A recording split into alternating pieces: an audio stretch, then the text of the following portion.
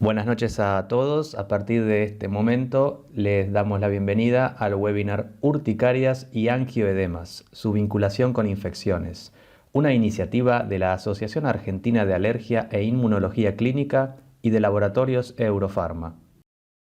Sin nada más que agregar, daremos comienzo entonces al presente webinar, saludando cordialmente a los moderadores, el doctor Maximiliano Gómez y el doctor Pablo Moreno, a quienes les brindo la palabra. Adelante, por favor. Muy bien. Vamos a empezar esta nueva webinar, esta iniciativa de la Asociación Argentina de Alergia y Inmunología Clínica. Hoy tengo el gusto de tenemos unos invitados de lujo a nivel internacional. En primer lugar, quiero agradecer al laboratorio Eurofarma, en particular al señor Jorge Carmona, que siempre confía en esta asociación para su joint venture de participar en esta iniciativa científica.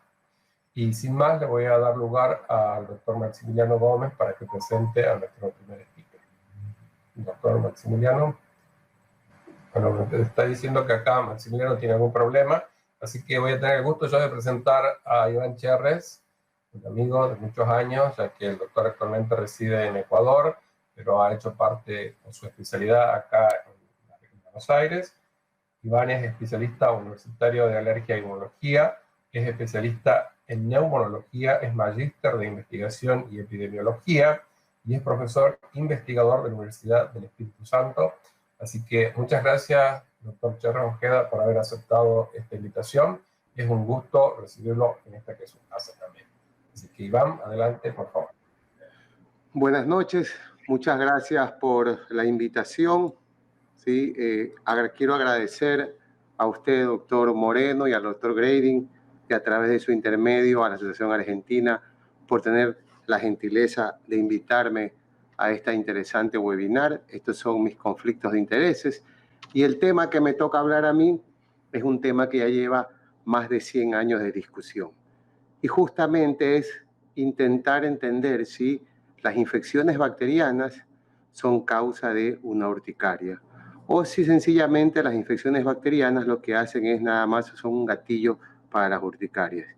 De allí que cuando uno tiene un enfoque y tiene un paciente con urticaria y piensa que una bacteria puede ser la causante de esta urticaria, siempre existe la vedette de todas ellas, y esa es el Helicobacter pylori.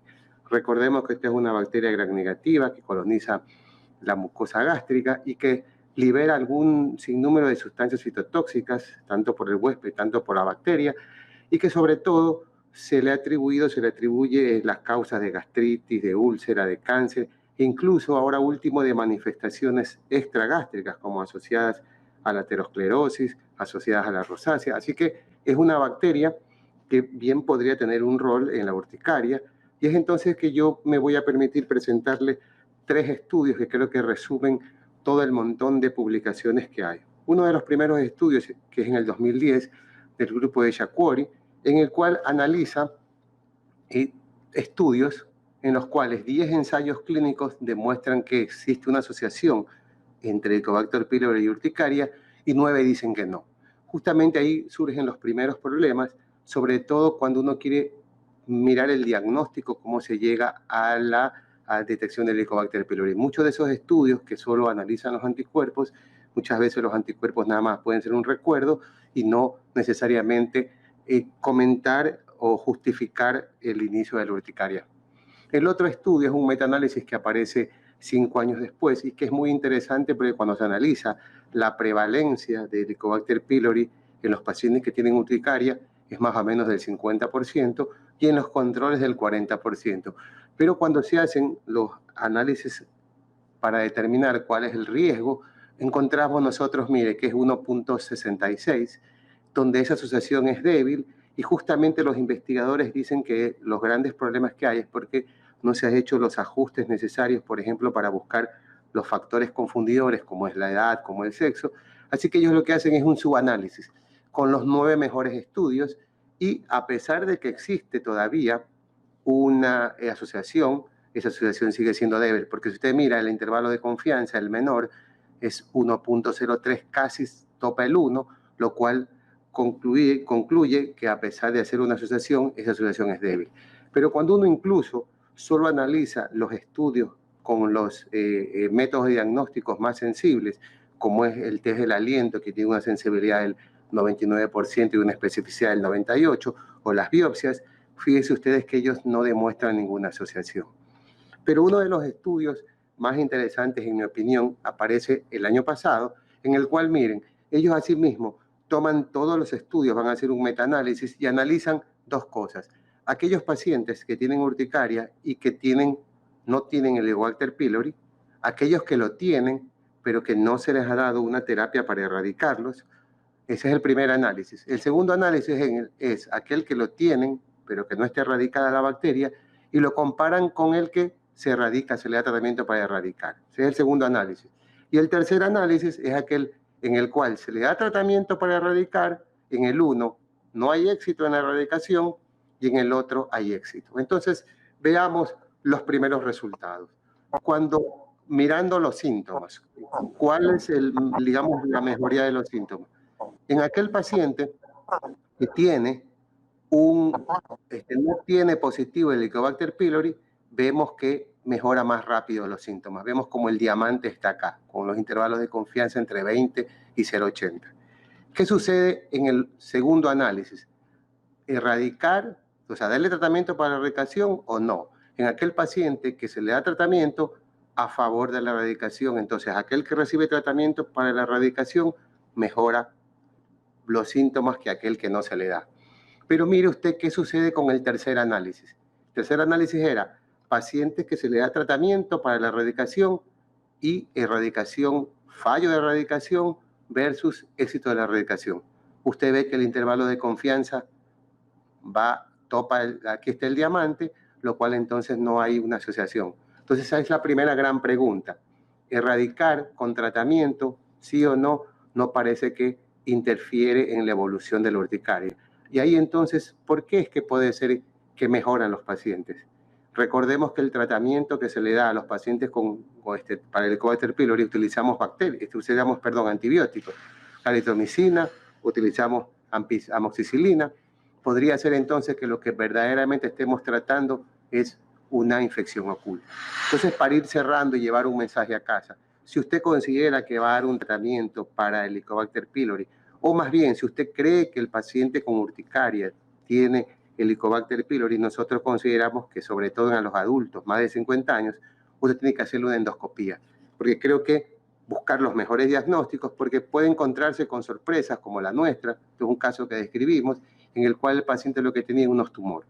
Entonces, paciente más de 50 años que tiene urticaria crónica y que uno considera que puede tener una enfermedad infecciosa y creo que es el Helicobacter pylori, lo mejor entonces busco un diagnóstico, le pido una endoscopía y trato de esa manera, después tomaré la mejor decisión si le doy o no tratamiento. ¿Cuáles son entonces esas otras infecciones que también forman parte de esta posibilidad de desencadenar una urticaria o ser la causa? Hay algunas. Estas son conocidas, estreptococo y estafilococo, que están asociadas. Consideran algunos que 1/3 de los pacientes mejoran con el tratamiento, ¿sí? Hay series de casos que demuestran que hasta el 40% está la presencia de estreptococo y estafilococo. Hay también reportados con micoplasma. En algunos consideran que, mira, hasta el 30% de los adultos tenían una asociación con la urticaria. Nosotros lo que algunas veces vemos acá es la borreliosis, por lo cual nosotros, cuando los pacientes buscamos infecciones, siempre solicitamos ese estudio. Pero a mí me llama la atención y creo que es importante hablar un poquito sobre el micoplasma, porque en una publicación reciente, un estudio a gran escala con 1.700 pacientes, en el cual se toma aquellos pacientes que tienen micoplasma y se les hace el seguimiento a ver cuál es el porcentaje de ellos que van a desarrollar urticaria. Aparentemente, como dice aquí, después de hacer los análisis ajustados, no hay una diferencia significativa. Sin embargo, en aquel grupo de edad entre 20 y 59 años, cuando uno hace el análisis ajustado, el paciente tiene 1.6 veces más chance de tener una urticaria. Y si esto nosotros lo juntamos con una publicación hecha en Latinoamérica por el grupo que tiene su registro de urticaria, el doctor Maximiliano Gómez, uno de los principales investigadores allí, fíjese usted, de esos 300 pacientes, a 33 le estudian la presencia del micoplasma y de esos 33, casi el 40% sale positivo, a diferencia del Helicobacter pylori que solamente es un 11%. Entonces, si uno quiere ir mirando algo nuevo, diría que dentro de los grupos que tengo que investigar las bacterias, el micoplasma tomaría un poco más de fuerza. Nosotros en nuestra urticaria crónica, la etiología, no hemos encontrado infecciones, probablemente porque como somos un centro de referencia, la gran mayoría de los pacientes ya vienen medicados, ya recibieron tratamiento para los parásitos, recibieron antibióticos, algunos recibieron tratamiento para el Helicobacter pylori y nosotros no encontramos en urticaria crónica una causa infecciosa. Digamos entonces que sí estamos viendo, un poco, pero vemos, es la urticaria asociada al HIV. Esta es una paciente que nos consulta recientemente con esta carga viral, que lleva un año tomando su medicación y que ahora está 6 meses con urticaria. Este es su UA7 y su urticaria control test, lo que demuestra que está mal controlada, no responde al tratamiento que le han enviado los colegas con antihistamínicos y digamos, traía esta referencia porque uno puede utilizar omalizumab en estos pacientes. Así que es lo que le hemos propuesto y tomar en consideración, porque en este caso reportado, la dosis no es 300 miligramos, sino de 150, que es algo que nosotros también referimos en una publicación el año pasado con un grupo de colegas latinoamericanos, que 150 al menos en Latinoamérica funciona bien, con el tremendo ahorro que le produce a las personas. Así que es a considerar si usted tiene algún paciente que con HIV y que ya tiene que utilizar un monoclonal. Entonces, para ir ajustando las cosas, si yo creo que mi paciente tiene una enfermedad infecciosa, tengo que buscar ese foco infeccioso. ¿Dónde lo voy a buscar? ¿Cuáles son las prevalencias más frecuentes? Siempre comenzamos en las vías aéreas superiores, vemos entonces que el reporte que está asociado la amigdalitis, la sinusitis y las infecciones rectales. Pero también vale la pena mencionar que hay algunos autores que dicen que no hay ninguna asociación. De allí que siempre, al menos uno cuando busca la bibliografía, encuentra estudios a favor, estudios en contra, pero creo que sí es importante uno hacer la búsqueda de esos focos infecciosos. Nosotros en nuestra estudio, en nuestra historia clínica que pensamos que puede ser útil, porque cuando uno analiza un paciente con urticaria, a veces es difícil llevar un orden, uno se olvida de las cosas. Entonces, cuando hablamos de infecciones, siempre pensamos que hay que hacer una prueba para el Helicobacter pylori, pero buscarla mejor. Y aquí están las bacterias que nosotros en ese tiempo al menos creíamos que eran las más relevantes. Aquí habría entonces que agregar el Mycoplasma pneumoniae en vista de las nuevas publicaciones. Esto también es parecido cuando Bettina Wedi también hace sus recomendaciones, donde dice buscar esos focos infecciosos en la parte dental, gastrointestinal y en la parte todo lo que es de vías aéreas superiores. Y también ella recomienda solicitar algunos exámenes buscando las enfermedades infecciosas. De esa manera uno estaría más justificado. Si yo encuentro una enfermedad infecciosa, entonces le doy el tratamiento. Nosotros para esta conferencia hicimos una pequeña encuesta entre los miembros del comité de urticaria, del cual tengo el gusto de presidir. Y dijimos, bueno, ¿qué creen de las infecciones bacterianas y todo? Y vemos que la gran mayoría habla que las infecciones virales son lo más frecuente que ven, que sus focos infecciosos son sinusitis, faringoamigdalitis e infección de vías urinarias, que la ven en menos del 5% de los pacientes, que el Helicobacter pylori lo tratan en algunos casos, pero todos buscan la infección. Así que entonces, para llevar un mensaje a casa, diría, si voy a buscar un foco infeccioso, busco en las vías aéreas superiores, buscando sinusitis, buscaré si no tiene algún foco dental, la faringoamigdalitis, las infecciones de vías urinarias, sobre todo ahí Leonardo hablará un poco de las infecciones vaginales, y tercero, algún problema gastrointestinal. Entonces buscaré ahí si hay algún foco que justifique el tratamiento. Dos cositas para mencionar de la urticaria por frío, porque siempre se ha pensado que puede alguna de ellas tener algún foco infeccioso. Siempre algunos consideran del menos del 5% hay una causa infecciosa. En cambio, en una publicación no encuentran ninguna relación. Así que nada más me gustaba esto, porque siempre cuando en las charlas uno da, siempre se habla de relación entre urticaria por frío e infección. Incluso algunos reportes hablaban de dar tratamiento empírico. ¿Por qué entonces se produce toda esta urticaria? Una de las causas podría ser es que todas estas bacterias lo que están haciendo es estimulando la respuesta TH2. Recordemos nosotros que el epitelio, cuando se agrede alguno de los alergenos o de estas infecciones, se liberan las interleuquinas 13, 25, el TSLP, Todas estas alarminas lo que van a hacer es estimular las LC y también a los TH2. ¿Para qué? Para que se produzca entonces todas esas interleuquinas de tipo TH2 y de esa manera, también de una forma inteligente, la bacteria lo que hace es evitar que se produzca la fagocitosis. Y por otra manera, de otra manera, asimismo, al aumentar la inflamación, entonces la lesión se perpetúa. Así que eso también puede ser un mecanismo de evasión de la bacteria. Para finalizar, recordemos que estamos en época de coronavirus y quería mencionarlo porque me parece importante. La prevalencia de lesiones urticariales, según los estudios de los españoles y de los italianos, va entre el 19 y 20%. Y lo que uno normalmente ve es en aquellos pacientes que comienzan la enfermedad con otros síntomas y en el transcurso de los días los pacientes presentan la urticaria, que puede verse propiamente por la infección viral o puede verse por la medicación. Sin embargo, quiero hacer hincapié en este caso. Es un caso publicado recientemente en donde el paciente debuta con urticaria. En ese paciente, en el día 0, presenta sus lesiones urticariales. Como antecedente, el único factor de riesgo que tenía, que era obesidad, y se le da corticoides y antihistamínicos. Al 6º día no mejora, le vuelven a dar corticoides con un poco de más dosis, y en el día 9, cuando tiene eritema, prurito, urticaria y angedema, va a la emergencia y mientras está esperando, entonces hace disnea, tos y sibilancias. Se le hace se confirma el coronavirus, se mantiene el esteroide hasta el día 22. Entonces, esto me parece un poco importante porque siempre uno dice, no le voy a dar corticoides en la primera fase viral, porque lo podría empeorar. Este paciente lo recibió, no empeoró, entonces abre la posibilidad a lo mejor que en aquellos pacientes que tengan urticaria desde el primer día por coronavirus no podría utilizar el corticoide. Para finalizar, siempre buscar entonces los mejores métodos para confirmar una infección de Helicobacter pylori. La decisión de darle tratamiento o no está basada en el riesgo-beneficio y uno tiene que individualizar a cada paciente. Creo que uno siempre tiene que buscar un foco de infección y en nuestro caso creemos que siempre comenzamos a buscar sinusitis, faringoamigdalitis, buscar siempre nosotros de rutina los mandamos al odontólogo, siempre descartar una infección de vías urinarias, que faltan aquellos estudios que sean lo ideales, estudios de corte, prospectivos, los estudios randomizados, los ensayos clínicos, los cuales nos podrían un poco aclarar si el tratamiento de una infección disminuye o contribuye a disminuir la urticaria y sobre todo dejando picando ahí la bola, decir cuál sería el rol entonces de la vacuna bacteriana en los pacientes con urticaria crónica. Muchísimas gracias por su atención.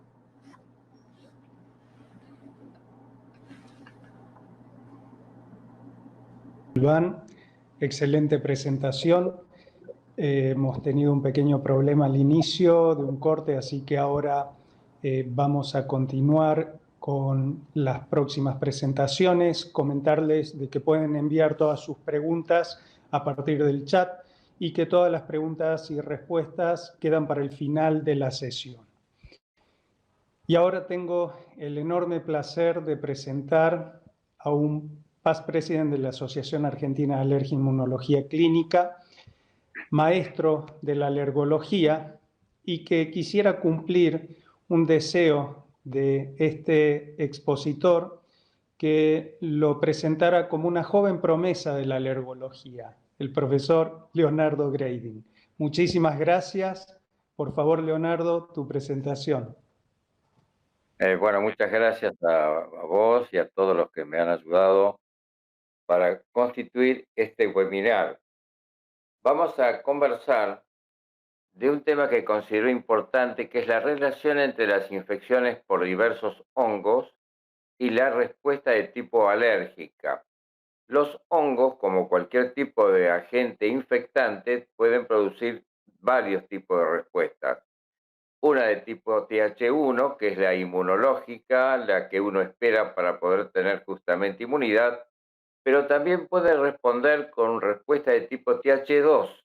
La respuesta de TH2 puede conducir a la formación de alergenos. Por lo tanto, este es un tema importante para la consideración de la alergia a los distintos hongos. Voy a comenzar contándoles sobre lo más habitual, que es la relación entre la infección por cándida, la presencia de la cándida y la respuesta alérgica.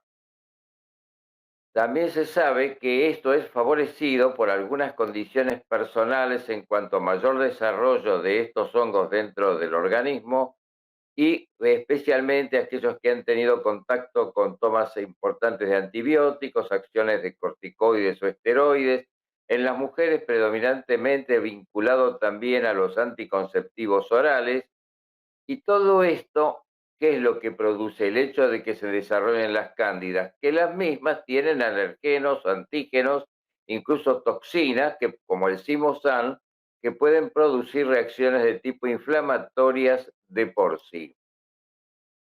Ahora, nosotros conocemos varias posibilidades en cuanto a los agentes infectantes que a su vez pueden inducir esta respuesta que lleva a la degranulación, como vemos, de los basófilos, es decir, a la respuesta alérgica. Y vemos que la variedad es grande. Tenemos desde la clamidia trachomatis, la moraxella catarrhalis, el estafilococo aureus, que en este caso es una bacteria. No sé, acá son ejemplos de varios distintos, no solamente de la presencia de hongos, la clamidia neumonía, la hemófilos influenza, el tricofiton y la cándida. Al final están en los que en realidad hacen al tema, los otros ya son vistos cuando se hable de la parte de infección bacteriana y las alergias. Ahora, ¿qué es lo que desde los hongos hace que se produzca una respuesta inmune? Como vemos, en este caso es una estructura, por supuesto, figurada de la cándida, con su capa de fibrillas, la capa de las proteínas, manoproteínas y después la parte hidrocarbonada. En general, la respuesta inmune está dada contra la capa de fibrillas y las manoproteínas. Estos son los verdaderos antígenos o alergenos en la estructura de la cándida. Ahora, una vez que nosotros ya sabemos que la cándida tiene posibilidades de inmunizar y de dar respuesta de tipo 1 y 2, vamos a seguir viendo entonces cuáles son las probabilidades patológicas de esta. Entonces, la respuesta esta de hipersensibilidad retardada de tipo 4, en este caso de la tipo, la que nos va a producir la respuesta T2, la que tiene que ver con el tema de justamente de la hipersensibilidad, es el que nos va a preocupar. El 10% de las personas que tienen contacto con la cándida o que tienen la cándida, más que contacto, que padecen de algún tipo de candidiasis en algún sitio de su cuerpo, especialmente en la parte vulvovaginal en las mujeres, pueden tener como consecuencia de hipersensibilidad, pueden tener problemas de urticaria, de asma, de eczema y especialmente la vaginitis crónica, que es una de las cosas que más se ven, y también supuestos problemas de tipo intestinal, diarreas motivadas por hipersensibilidad. Hace unos años Bernstein publicó un artículo muy interesante donde justamente hizo una evaluación en un grupo pequeño, eran 12 pacientes, tratando de ver si podía mejorar esta respuesta de hipersensibilidad alérgica a la cándida con inmunoterapia específica, es decir, eh, hizo desensibilización con antígeno de cándida y vio que mejoraban todos los pacientes, todas las mujeres que en general su patología era vulvovaginitis de tipo ulceroso, o sea, un cuadro ya más severo de respuesta a la misma. Puso puntajes y vio que de 9 a 3 mejoraban 7 pacientes, o sea, de un puntaje de infección igual a 9, llegaban a 3, 7 pacientes. Y de 9 a 0, 5 pacientes. Quiere decir que este cálculo a 2 meses de tratamiento en la publicación ya de Bernstein demostraba una positividad interesante cuando se hacía el tratamiento de la candidiasis. Acá tiene el esquema de inmunoterapia usado por Bernstein, donde diluye el antígeno en varias diluciones, según el tipo de paciente. Los meses de inmunoterapia fueron muy prolongados. Algunos pacientes llevaban mucho tiempo. Fíjense en meses de evolución. Y después los scores, como iban bajando según cada paciente, entre 9 y 3 a 9,0. Les quiero contar ahora la experiencia nuestra. Nosotros presentamos ya hace algunos años un estudio que habíamos hecho en el Instituto de Alergia, donde evaluábamos también la inmunoglobulina E anticándida directamente en los pacientes, ya sea por prick test o también buscándolo en RAS en el suero con antígenos ya muy específicos. Y decíamos que los pacientes, en este caso la mayoría eran mujeres, pero no el total, eran positivas, alérgicas a la cándida, cuando daban ambas cosas, la prueba cutánea y el RAS positivo. Es decir, para nosotros era importante la dualidad de la respuesta para poder asegurarlo. Ahora, ¿qué hicimos nosotros? A este grupo de pacientes a un grupo le dimos fluconazol para tratar directamente el hongo, 150 miligramos semanalmente 3 meses. A otro grupo le iniciamos el tratamiento desensibilizante de la inmunoterapia con cándida, con las concentraciones, bueno, que acá está marcada, lo hicimos por vía subcutánea, como hacemos siempre las inmunoterapias, con diluciones empezamos 1 en 100, 0,05 a 0,40, luego 1 en 10 y luego concentrado, como hacemos habitualmente las inmunoterapias. Y luego mantuvimos este tratamiento 2 meses, 2 veces por semana por 3 meses más. Y hubo un tercer grupo que le hicimos ambas cosas, le hicimos el fluconazol y le hicimos la inmunoterapia. Ahora, ¿qué fue lo que vimos como resultado? Que el ketoconazol fue efectivo en 12 sobre 20. 12 sobre 20 pacientes directamente actuando sobre la gente, los pacientes mejoraban, o las pacientes porque la mayoría eran mujeres. Si hacíamos ambos tratamientos simultáneamente, mejoraban también en valores estadísticamente significativos. En cambio, si usábamos solamente el ketoconazol, la respuesta era positiva también, pero no tanto como cuando usábamos la simultaneidad, el tratamiento con inmunoterapia y también con el fluconazol. Ahora, fíjense que se producen presencia de otros hongos, no solamente de la cándida, que dan reacciones de tipo de sensibilidad o hipersensibilidad. Así ocurre con los dermatofitos.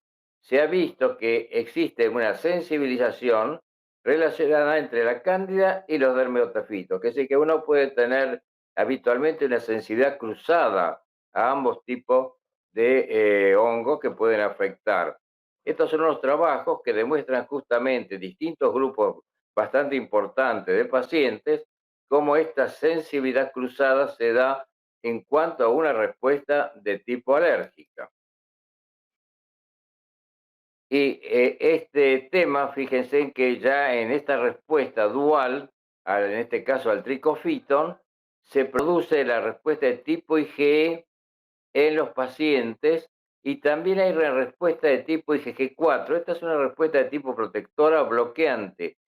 Justamente ¿por qué? Y porque se está produciendo la respuesta de hipersensibilidad y el organismo lo que siempre busca es lograr neutralizar las respuestas que lleguen a producir esto, infecciones crónicas por un lado y respuesta alérgica por otro. Por eso también es importante que se produzca esta respuesta de hipersensibilidad celular, cosa que estamos aprendiendo ahora mucho desgraciadamente con la epidemia actual, para que realmente la inmunidad tenga efectividad. En esta hipersensibilidad que estamos mencionando ya al tricofiton, ya dejamos la cándida, ahora entramos en este hongo, hay unos estudios ya de varios años atrás de Pratt Mills, que dice que los individuos que demostraron pruebas cutáneas inmediatas positivas y por RAS incluyeron, bueno, pacientes con urticaria, angioedema, asma, etcétera, y que, bueno, él dice que como 5 de los 34 sujetos de control normales para hacer el estudio y demostró así Pratt Mills la relación entre hipersensibilidad, tricofiton y patología, porque no es solamente el tema de tener la hipersensibilidad. A su vez, cuando a uno le parecía que ya estaba todo dicho, aparecieron unos estudios hechos especialmente en los países de Oriente, Japón, Corea, de esos lugares proceden, donde demuestran que una infección tan aparentemente inocente, el que produce la malacesia, que generalmente va acompañado de acné o de dermatitis seborreica, puede inducir también urticaria crónica espontánea en los pacientes. No sé el motivo, pero dice sin angioedemas, como que solamente son pacientes que hacen urticaria.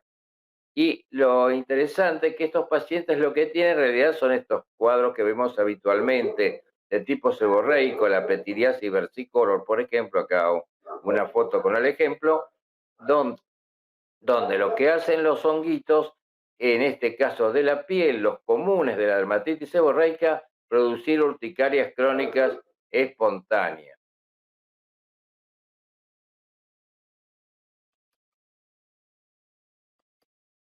Esto es muy interesante porque nosotros siempre damos vuelta sobre por qué tiene urticaria el paciente y lo consideramos incluso como sin causa, sin un agente etiológico, como un hecho espontáneo. Y creo que muchas veces simplemente es un problema de investigación y de búsqueda, que no es un fenómeno, no es un fenómeno que digamos tiene un cuadro, un síndrome, es un síntoma de otras causas.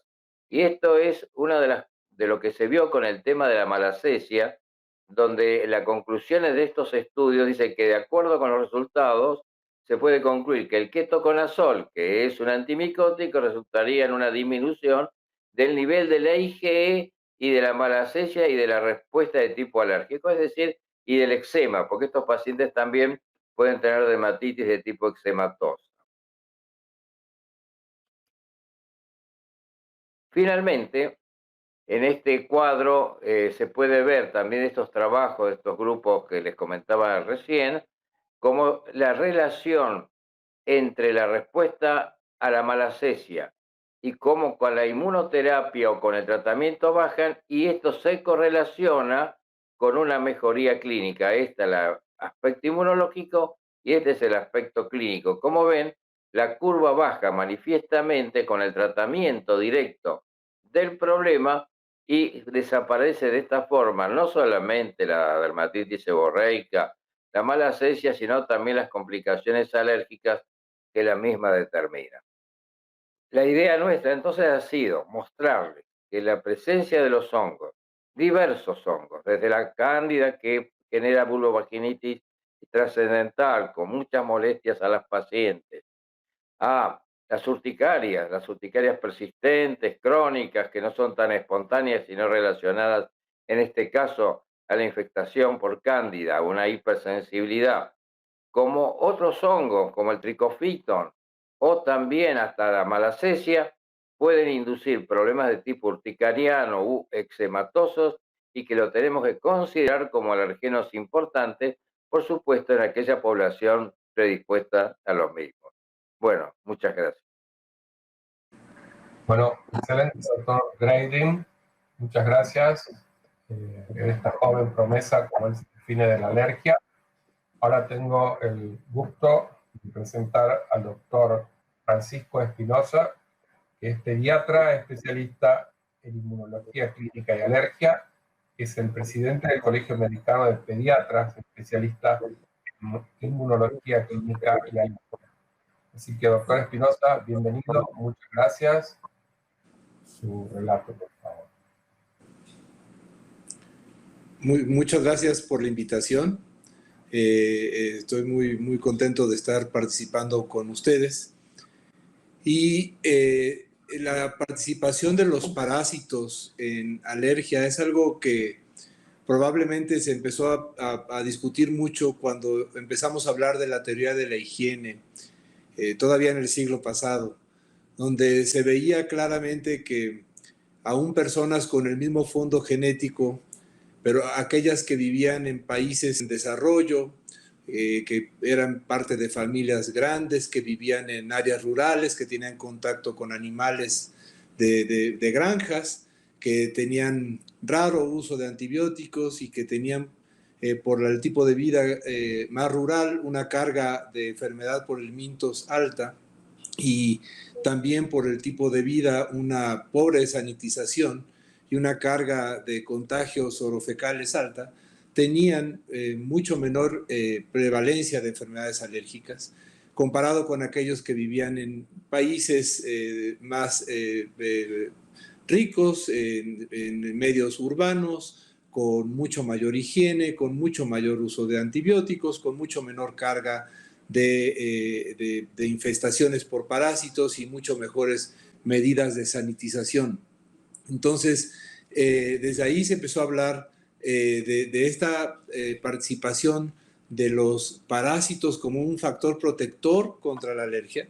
Sin embargo, cuando se han hecho estudios epidemiológicos, los estudios son contradictorios porque se ha visto, por ejemplo, que en el caso de Ascaris lumbricoides, en general se asocia con un incremento en los niveles de IgE sérica, se asocia también con mayor prevalencia de asma, pero con otros helmintos, como incluso Ascaris lumbricoides en el tema de pruebas cutáneas por PRIC, son menos frecuentes, pero especialmente con otras infestaciones como ancilostoma, como esquistosomiasis, como trichiurasis, tienden a ocasionar una disminución en los niveles séricos de IgE.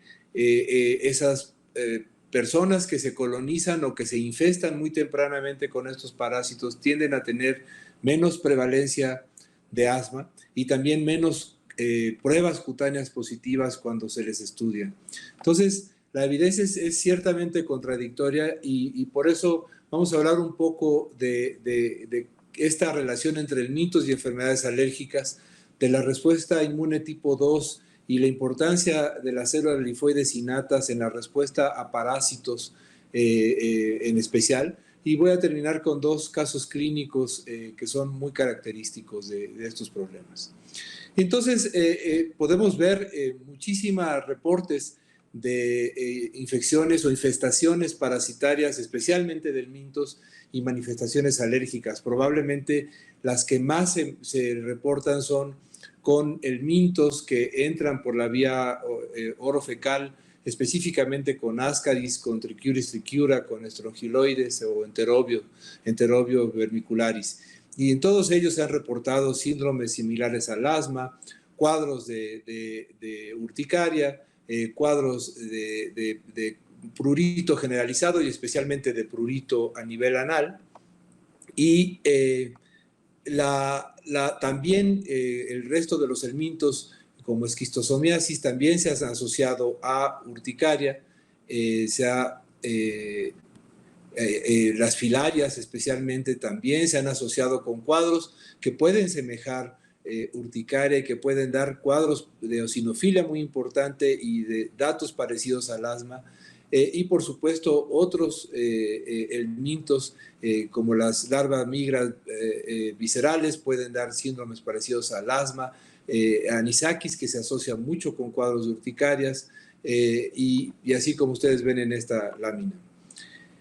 En general, cuando uno piensa entonces en inmunidad tipo 2, uno piensa siempre en alergias y uno piensa siempre que la inmunidad tipo 2 o TH2 es mala y que cuando tenemos esta respuesta de TH2 a los alergenos convencionales, se inducen respuestas de IgE, se induce células linfoides innatas tipo 2, se induce eosinofilia, la activación alterna de macrófagos y por tanto una respuesta completamente TH2, que es lo que vemos en asma, en rinitis, en todas las enfermedades alérgicas.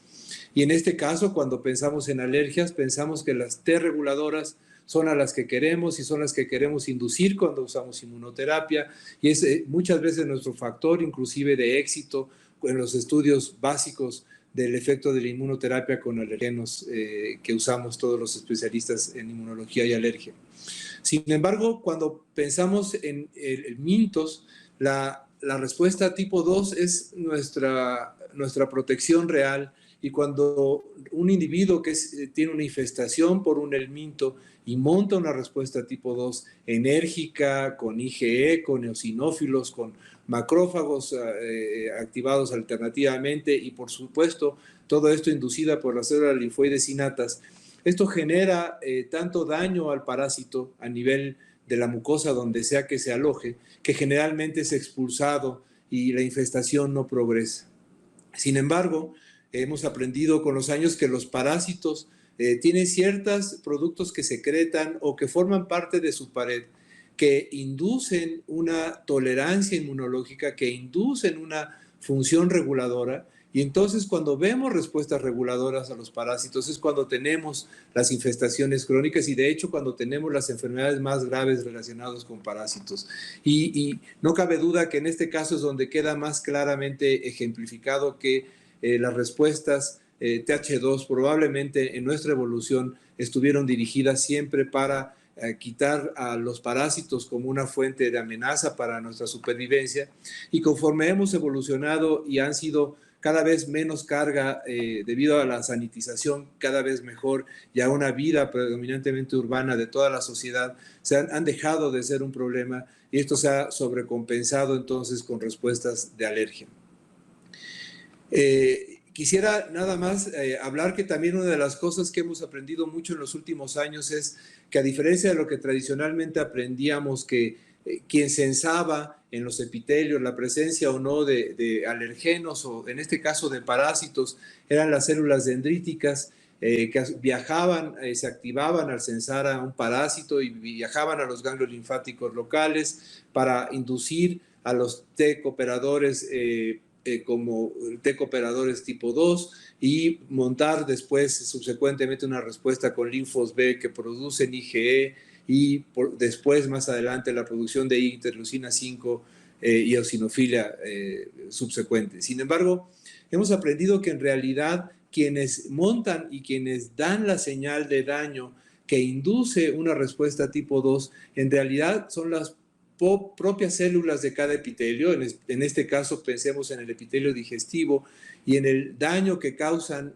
los parásitos que son censados por diferentes receptores como TLRs o como receptores tipo lectina, y estos a su vez inducen la activación de las células linfoides innatas tipo 2, que son aquellas que van por un lado, activar a los macrófagos en forma alternativa a través de la interleucina 13 y por otro lado activar a los linfocitos T cooperadores para que tengan un perfil predominantemente TH2 y subsecuentemente la producción de interleucina 4, 10, 13, 15 y especialmente la interleucina 5, que va a liberar eosinófilos de la médula ósea. Y es por eso que en estas infestaciones casi siempre vemos esta asociación de IgE con eosinófilos elevados y sin embargo el papel central del epitelio como el inductor primario de las respuestas inmunes tipo 2 es algo que hemos aprendido en los últimos años. ¿Qué pasa con los helmintos? Bueno, los helmintos generan una señal de daño muy severa en el epitelio intestinal. Esto induce entonces una respuesta aguda, no solamente mediada por las células linfoides innatas, sino también sabemos que tienen mucho que ver las neuronas que están en el espacio subepitelial, en todas las mucosas, y que producen mediadores químicos que inducen una mayor diferenciación de las células linfoides innatas tipo 2 y una mayor activación y liberación de mediadores químicos por parte de eosinófilos, basófilos, células cebadas y por supuesto los macrófagos M2. De tal forma que en esta respuesta aguda, si esta respuesta aguda es exitosa, va a ser una respuesta claramente mediada por una respuesta TH2 con IgE, con eosinófilos y con la producción de moco y un aumento de la peristalsis que cuando es eficaz va a hacer que el parásito se paralice con los mediadores químicos liberados por eosinófilo, basófilo, células cebadas y sea expulsado de nuestro organismo. Sin embargo, si el parásito tiene suficientemente tiempo para interactuar con el sistema inmune, los péptidos derivados de estos parásitos van a inducir una respuesta más reguladora, que eso es lo que vemos en las fases crónicas de la respuesta inmune a los helmintos y que se asocian entonces con estas parasitosis crónicas y donde las células que predominan son células T reguladoras que reconocen estos péptidos de los helmintos y que son permisivas y solamente se produce IgA que se le pega al helminto, pero que no le hace mayor daño porque no activa complemento y que por tanto se asocia con estas infestaciones crónicas más severas que vemos en los pacientes con formas graves de helmintiasis. Entonces, en general, las respuestas tipo 1, ya sabemos, son tipo 2, perdón, son muy útiles. Por otro lado, estas mismas inhiben a las respuestas tipo TH1 y TH17, pero si son rápidas y son eficaces, van a sacar al parásito, evitando enfermedades autoinmunes e inflamatorias. Sin embargo, si el parásito es capaz de inducir tolerancia y de inducir regulación de las células T reguladoras, vamos a bloquear esta respuesta TH2 y vamos a bloquear, por tanto, las respuestas que se parecen al asma o a la alergia y que en ocasiones son la manifestación más clásica de estas infestaciones parasitarias. Déjenme terminar con dos casos clínicos. El primero es una chica de 7 años. Yo vivo en la Ciudad de México, que está en el centro del país, pero crecí exactamente en este mismo municipio de Nautla, Veracruz, así es que sigo teniendo muchos conocidos. Y esta chica me la mandaron aquí a la Ciudad de México porque en el último año había tenido 3 episodios de urticaria generalizada, angioedema facial, que mejoraban con cursos cortos de corticoides y antihistamínicos, pero que volvía a exacerbarse a las pocas semanas después de haber mejorado el cuadro.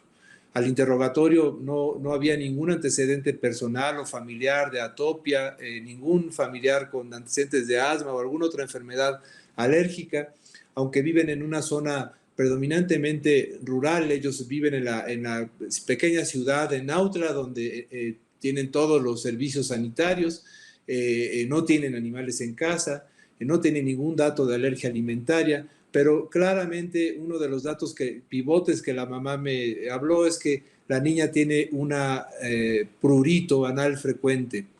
Cuando la exploré, lo único que encontré fue un dermografismo muy importante, pero el resto de la exploración física estaba completamente normal. Tenía ya estudios que le habían hecho y con los que llegó conmigo, donde ya un colega le había pedido inclusive buscando la posibilidad de angioedema hereditario, pero todos los estudios en realidad estaban normal. Le hice pruebas cutáneas por PRIC que fueron negativas y le pedí la búsqueda de parásitos intestinales en heces que fueron positivos para Ascaris lubricoides y que permitió que iniciáramos tratamiento con mebendazol en aquella época, y desde entonces está en remisión esta chica y no ha vuelto a tener urticaria, de tal forma que es muy probable que sí tuviera una relación causal de la urticaria con la ascaridiasis. Este otro es un caso muy interesante. Esta es una joven de 26 años que llegó a mi consulta con 2 semanas manifestando náusea y malestar y lesiones cutáneas aisladas, que alguien le dijo que era urticaria y que debía buscar un alergista. Las lesiones eran pruriginosas, pero migraban de lugar y no estaban generalizadas, sino solamente estaban en ciertas partes, en este caso en el tronco, y además no habían tenido ninguna respuesta a antihistamínicos ni a corticoides que ya alguien más le había dado. Cuando le pedí un hemograma que tenía cierta leucocitos, tenía 15,000 leucocitos y tenía 16% de eosinófilos, tenía una IgE relativamente normal. La búsqueda de parásitos en heces en ella fue negativa. Y con el hecho del dato clínico que el interrogatorio ya más dirigido me confiesa que es adicta al sushi y al pescado crudo con mucha frecuencia, así es que decidimos tomar una biopsia de las lesiones que nos permitió identificar a un nastostoma y el diagnóstico de nastotomiasis, que con tratamiento con albendazol indujo una remisión completa. Por cierto que la dermatóloga con la que trabajo frecuentemente me dijo que era mejor la ivermectina, pero la realidad es que ya para cuando me dijo realmente tenía una muy buena respuesta y había cedido por completo las lesiones. Entonces, a veces las lesiones pueden semejar a la urticaria y no serlo, y ser una larva migratoria. Yo estoy convencido que una de las consultas más comunes que tenemos los especialistas en alergia e inmunología es la urticaria, y que las infestaciones parasitarias, al igual que, como ya nos dijeron los que me precedieron, infecciones virales o bacterianas o micóticas, pueden ser la causa que dispare esta respuesta tipo 2, que en general es muy útil para eliminar los parásitos, y que en general, cuando pensemos que está asociada con parásitos, la eosinofilia es un dato muy importante, casi siempre presente para el diagnóstico de una urticaria asociada a parásitos, y por lo general el tratamiento dirigido al parásito induce la remisión de la urticaria. Y con esto solamente me resta invitarlos a que participen en nuestro congreso del Colegio Mexicano de Pediatras Especialistas en Inmunología Clínica y Alergia en noviembre. Es un congreso totalmente virtual por este tema de la pandemia que nos ha afectado y nos ha evitado poder tener el gozo de tener los congresos presenciales. Estaré con mucho gusto recibiendo a colegas de toda Latinoamérica que esperamos tenerlos con nosotros. Muchas gracias por su atención. Muchísimas gracias, profesor Espinosa.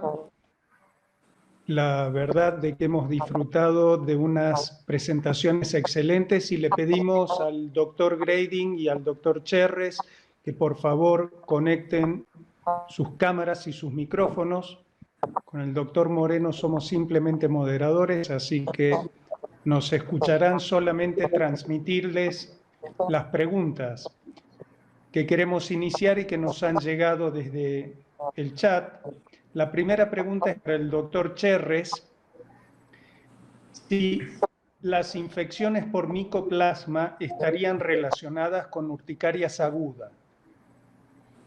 Sí, digamos, los estudios no especifican bien si es agudo o crónicas, pero nosotros consideramos que hay que buscarlas en los dos.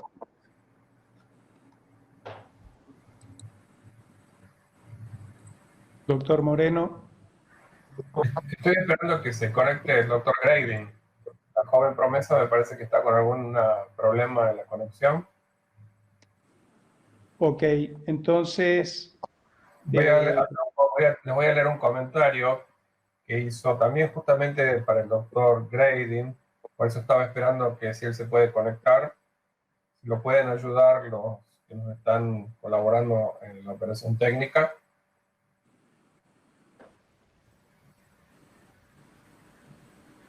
Voy a ir leyendo el comentario que le hizo el doctor Fantini para el doctor Grading, que dice: ante la excelente exposición del joven maestro de la alergia, doctor Grading, quisiera comentar que las pacientes con candidiasis vaginales podrían dividirse en dos poblaciones: aquellas que tienen solo la candidiasis vulvovaginal recidivante y las que presentan otras infecciones oportunistas asociadas como herpes oral o labial, por ejemplo, y recordar que la respuesta TH2 vaginal actúa disminuyendo la inmunidad celular local. Por esto, la inmunoterapia específica mejora aún a los pacientes con trastorno inmune subyacente. Y hay otro comentario de la doctora de Bardazarra, que se acordó de su maestro. El doctor Mauricio Revigliono fue pionero en la inmunoterapia y en los tratamientos y en los conocimientos a Candida. ¿No lo podemos conectar, Osvaldo, al doctor Grading? Mientras tanto, Pablo, permitime ampliar la pregunta para el doctor Cherres. La primera pregunta, porque llegó acá una pregunta adicional relacionada con esto, del doctor Berardi, que dice: si en este caso, si la infección por micoplasma es autolimitada o tratada, ¿cómo la relacionaríamos con la urticaria crónica? Mire, esa es la famosa pregunta del millón, porque lo que uno considera, bueno, en este caso, el micoplasma tiene capacidad para producir una cosa que se llama calcitoxina, y esa es la que estimula al TH2 para que produzca todas las interleuquinas. Y se ha visto que entonces todas estas interleuquinas son las que favorecen la degranulación del mastocito y se produce la urticaria. Entonces, siempre ese es el estudio que falta. Yo trato el micoplasma y el paciente con urticaria mejora tratándole el micoplasma, o sencillamente si esto no es mediado por, digamos, por la bacteria misma al destruirla, sino por toda esa estimulación de las interleuquinas. ¿Qué es lo que uno al final en la práctica hace? Si yo encuentro un foco infeccioso y creo que mi paciente tiene micoplasma, yo lo trato, ¿sí? Porque teóricamente encontré la bacteria y una justificación clínica, el paciente tiene tos, expectoración, tiene una sinusitis, alguna cosa, yo lo trato y debería entonces mi paciente mejorar. Si no mejora, entonces significa que sencillamente no tenía ninguna relación. Muchas gracias, Iván. Una pregunta para el doctor Espinosa. ¿Cómo afectarían en las parasitosis los tratamientos con biológicos anti-L5 y anti-IgE? Pues en realidad podría asociarse a una tolerancia a las parasitosis. Entonces, probablemente tendríamos que estar muy alerta de evitar la infestación parasitaria porque le estamos indicando o indicando la respuesta inmune tipo 2, que es la que elimina a estos parásitos. ¿Podría hacer un comentario tal vez ahí sobre eso? Claro, claro, por supuesto. Sí, mire, más o menos creo que, y gracias doctor Francisco por su excelente presentación, creo que esto de los parásitos, y si uno está con alguna duda y todo, hay un metaanálisis importante que hizo todo el grupo de la Charité, con Pavel Korsky, que fue el que hizo este estudio, donde es interesante mirar cuál es la efectividad o qué es lo que se cree del tratamiento para parasitosis y urticaria. Lo que sí yo considero, extrapolando a lo que nos está pasando con el coronavirus, si uno va a usar, en este caso el coronavirus, va a usar tocilizumab, va a usar corticoides, algunas de estas medicaciones, nosotros consideramos y le damos a nuestros pacientes previamente un poco de ivermectina. Porque si tiene algún parásito, estrongiloides y todo, uno sabe que por lo menos eso lo voy a disminuir. Yo considero que hace exactamente más o menos lo mismo, ¿no? Yo creo que nada, usted me ve a mí que tiene mi celular. No le hacen daño a nadie. Nada más un comentario. Aprovechamos entonces que ya tenemos la conexión del doctor Grading. Bueno, muchas gracias. Han llegado un par de preguntas para usted, doctor Grading, en la cual le piden si puede explicar cómo se puede determinar IgE anticándida, IgE antimalacesia. Bueno, con respecto a la IgE anticándida, puedo explicar, antimalacesia son trabajos hechos en el exterior, no tengo una experiencia ni certeza sobre dónde lo pueden preparar. Para cándida sí, cándida existen incluso RAS que se pueden hacer a cándida, y nosotros habitualmente hacíamos las pruebas de PRIC, digo hacíamos porque ahora con el tema estamos todos de vacaciones, pero en principio hacíamos la prueba de cándida en PRIC y a su vez en intradermo para la parte celular, y pedíamos el RAS a cándida, que lo hacen en los laboratorios en forma bastante habitual. Así que de esa manera podemos determinar la respuesta de tipo IgE a la misma. Perfecto, doctor. Pablo, ¿tenés otra? Tengo acá un comentario del doctor Cohen, sobre las urticarias crónicas y las disbiosis. Si alguien del panel quiere aportar. Sobre las urticarias crónicas, no te entendí bien la pregunta. Las urticarias y las disbiosis intestinales. La alteración de la microbiota. Sí, pero eso, no sé, eso es una posibilidad de que las variables de la microbiota, por supuesto, tengan que originar más o menos una respuesta que puede ser completa, puede ser inmunidad celular, puede ser inmunidad humoral. Seguramente todo este sistema inmunológico tan detallista y tan específico va a unificarse finalmente en las respuestas fundamentales. Quizás allí en las microbiotas esté la palabra, digamos, que va a tener que ver con todo esto. No lo puedo saber. Sí, más o menos cuando uno revisa todo esto, esa famosa disbiosis intestinal, algunos consideran que cuando uno le da tratamiento a los pacientes para el Helicobacter pylori, ese tratamiento que se le da podría entonces de alguna manera indirecta favorecer digamos, a la destrucción de esas bacterias que están alteradas en la disbiosis intestinal y de esa manera en forma indirecta a los pacientes mejorar.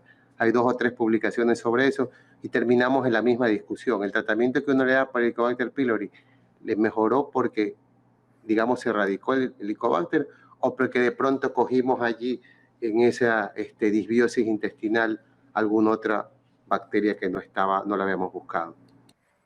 Y lo que pasa es que no tenemos un anticuerpo específico como para poder determinar eso. Tenemos que conformarnos con la suposición. Exacto.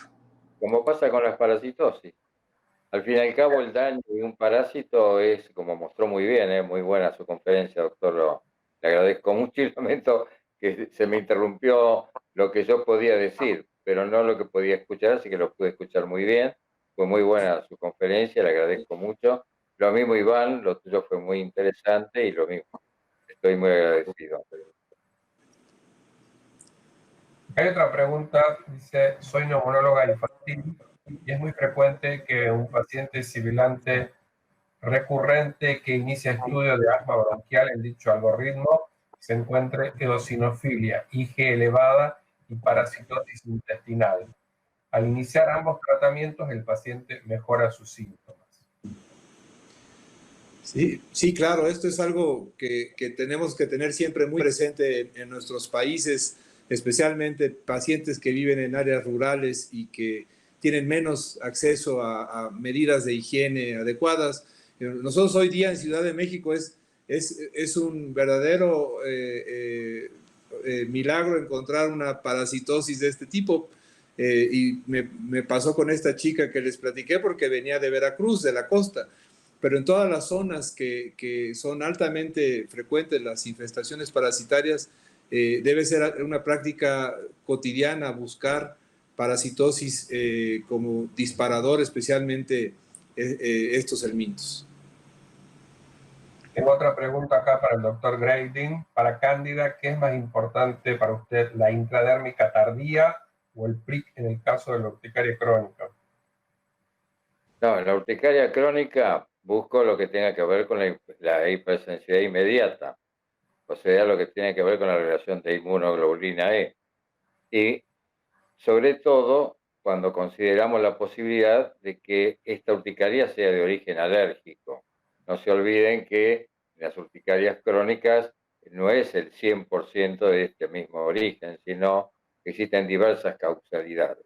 Ahora, para buscar la inmunidad, por supuesto, en la prueba intradérmica y la lectura a las 24 o 48 horas para ver la inmunidad celular.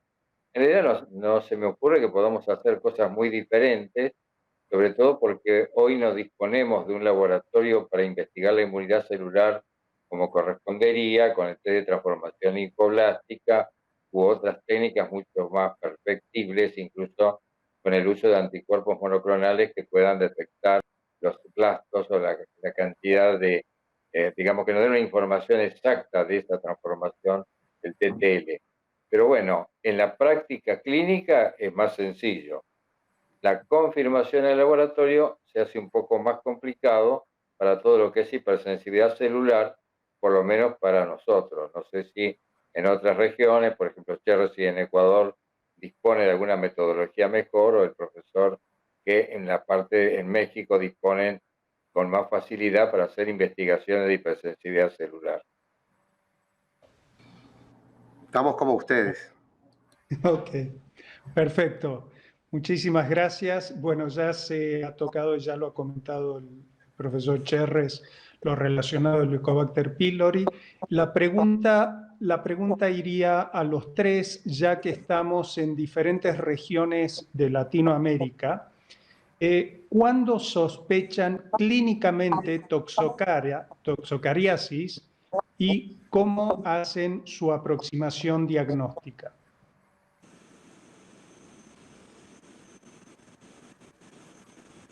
¿Podés repetirlo un poquito? Porque me pierdo un poco. Despacio, a ver. ¿cuándo se sospecha toxocariasis en un paciente con urticaria crónica y cómo harían la confirmación diagnóstica? ¿Qué medios tenemos en las diferentes regiones de Latinoamérica? Yo te puedo contestar acá en Buenos Aires. Hay un colega que se dedica mucho al tema del doctor Martín Ruiz, al tema de la toxocariasis, tiene una gran experiencia y realmente si uno necesita buscar anticuerpos, él tiene la metodología para hacer el diagnóstico. Por supuesto, si tiene síntomas oculares y tiene contacto con perros, es por supuesto uno de los síntomas más comunes reportados. Y como toda alarma migratoria, lesiones que habitualmente causan mucha eosinofilia y que son lesiones que generalmente no una urticaria generalizada, sino lesiones aisladas, localizadas donde está la lesión. Y por supuesto el diagnóstico es casi siempre con la serología para buscar a toxocariasis. Doctor Cherres. Y un poco, lo mismo, un poco la historia clínica, sobre todo a veces en esos niños o en esas personas adultas que duermen con sus perritos y todo. Entonces, eso ayuda mucho para pensar y enseguida solicitar los exámenes. Claro, el problema es prevenir las lesiones oculares que puede dar la evolución de la toxocariasis, que se pueden llegar a ser desencadenar ceguera. Entonces yo sé que la preocupación está en hacer el diagnóstico para poder hacer un tratamiento adecuado y los controles para saber de que realmente ya la infección ha desaparecido. Ese es un elemento a tener en cuenta, sobre todo los que más se dedican a pediatría, porque claro, se contagian los chicos que van a las plazas, en las plazas juegan y en las plazas tienen contacto con materia fecal de perritos u otros con toxocara, y de ahí viene luego el proceso. Eso es lo que yo aprendo de Martín Ruiz porque me da cuenta así. Pero no hago pediatría y ya no veo tantos pacientes. Bueno, en virtud de que estamos pasados de tiempo, ya excedidos casi en un cuarto de hora, vamos a finalizar la mesa. Ha sido un gusto escucharlo, han distinguido esta webinar. Le agradezco profundamente al doctor Francisco Espinosa, al doctor Iván Cherres Ojeda y particularmente a mi doctor, el doctor Leonardo Grading. Así que muchísimas gracias y le doy el pase a Maximiliano Gómez para que pueda cerrar este webinar. Gracias Pablo, reiterar el agradecimiento a los excelentes expositores que hemos tenido esta noche, que nos han hecho disfrutar realmente de este tema.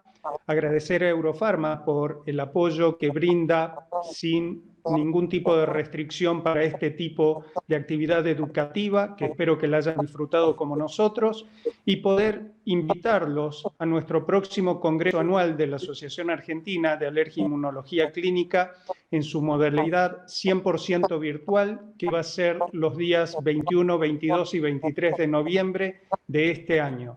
Están todos cordialmente invitados. Seguramente que vamos a seguir discutiendo sobre este tema también para todos los que tengan interés. Muchísimas gracias para todos y buenas noches. Muchas gracias. Muchas gracias. Saludos a todos. Un abrazo. Buenas noches. Muy bien, entonces damos por concluida la sesión de hoy. No sin antes, por supuesto, agradecerle a los disertantes por su presencia y participación y a ustedes por contribuir con sus comentarios y preguntas que han enriquecido el encuentro. Luego de la sesión van a estar recibiendo un mail con una breve encuesta. Les agradecemos su participación completando la misma, ya que el feedback es muy importante para nosotros. Como último aviso, les recordamos que en 72 horas estarán disponibles los contenidos que hemos visto hoy en el sitio www.eurocampus-delmedioonline.com www.eurocampus-delmedioonline.com, donde podrán ver nuevamente la sesión de hoy y otros contenidos que pueden ser de su interés. Una vez más entonces, muchas gracias a todos y les deseamos muy buenas noches.